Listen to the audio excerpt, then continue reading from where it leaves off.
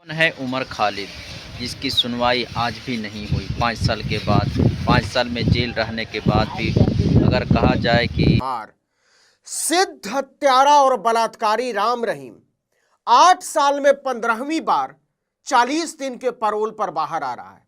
उसे मौज उड़ाने की छूट है, लेकिन उमर खालिद को जमानत तक नहीं मिल सकती। पूरी दुनिया के निगाहें भारत के सुप्रीम कोर्ट पर लगी हुई थी कि वो उमर खालिद और उनके साथ 5 साल से ज्यादा समय से जेल में बंद दूसरे कैदियों के बारे में क्या फैसला सुनाता है। फैसला अब तक शायद पहुंच चुका होगा। तो क्या इस मुल्क को पूछने का हक है कि अगर यह इंसाफ है तो फिर नाइंसाफी किसे कहते हैं मिलॉर्ड?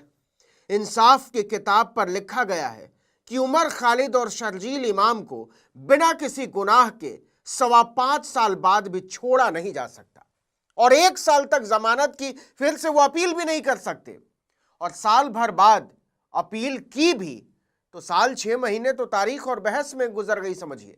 मतलब 7 साल तक आप किसी को भी बिना किसी कसूर के जेल में सड़ा सकते हैं। याद दिलाएं, अधिकतम सजा ही 7 साल है, बिना किसी कसूर के, क्योंकि मुकदमा तो अभी तक शुरू हुआ ही नहीं है। आपको पता ही होगा कि उमर खालिद, शर्जील इमाम, गुलफिशा फातिमा, मीरान हैदर, शिफा उर रहमान, मोहम्मद सलीम खान और शादाब अहमद दिल्ली दंगों के आरोप में 5 साल 3 महीने से तिहाड़ में है। इन्होंने दिल्ली हाईकोर्ट के उस आदेश को चुनौती दी थी जिसमें 2020 के दिल्ली दंगों से जुड़े मामले में उन्हें गैर कानूनी गतिविधि रोकथाम अधिनियम यानी यूएपीए के तहत जमानत देने से इनकार किया गया था। सुप्रीम कोर्ट ने 10 दिसंबर को सभी पक्षों की विस्तृत दलीलें सुनने के बाद फैसला सुरक्षित रख लिया था, और फैसला यह है कि उमर खालिद और शर्जील इमाम को बिना कसूर साबित हुए जेल में रखना ही न्याय है। हालांकि कोर्ट ने 5 दूसरे आरोपियों को 12 शर्तों के साथ जमानत दे दी है। इतना ही नहीं, सुप्रीम कोर्ट ने कहा कि उमर खालिद और शर्जील 1 साल तक इस मामले में जमानत याचिका भी दाखिल नहीं कर सकते हैं। दरअसल फरवरी 2020 में दिल्ली में भड़की हिंसा में 53 लोगों की जान चली गई थी, 250 से ज्यादा लोग घायल हो गए थे। इसे लेकर पूरी दिल्ली में 750 से ज्यादा एफआईआर दर्ज की गई थी। फैसले के बाद उमर की साथी बनो ज्योत्सना लाहिड़ी ने उमर खालिद के साथ हुई एक अति संक्षिप्त बातचीत को लेकर एक बहुत ही प्यारा संदेश ट्वीट किया। उमर ने कहा, जिन्हें जमानत मिली मैं उन्हें लेकर बहुत खुश हूं। बनो ने कहा, मैं कल जेल आऊंगी मुलाकात के लिए। उमर का जवाब था, ठीक है आ जाना, अब यही जिंदगी है। क्या भारत की न्याय संहिताओं में किसी की उम्मीदों के टूटकर बिखर जाने के इस सुंदर सलीके का जरा भी अर्थ बचा है? और कमाल की बात तो यह है कि भारत के मिलॉर्ड संवेदनशील भी कहलाना चाहते हैं। देखिए कि इन 5.25 सालों में दिल्ली पुलिस चार्जशीट तक दाखिल नहीं कर पाई। मुकदमा तो उसके बाद शुरू होगा।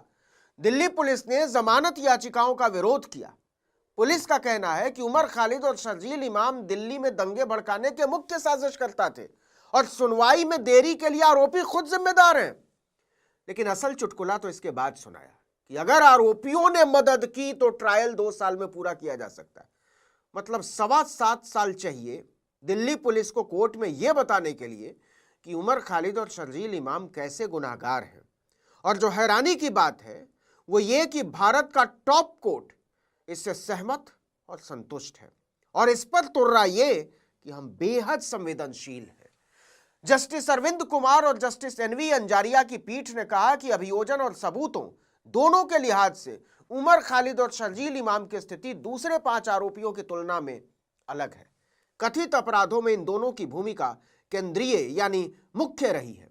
कमाल की बात तो यह है कि सुप्रीम कोर्ट ने कहा कि इन दोनों की न्यायिक हिरासत की अवधि भले ही लंबी रही हो, कितनी लंबी, 5.25 साल तो हो चुके, लेकिन यह न तो संवैधानिक प्रावधान।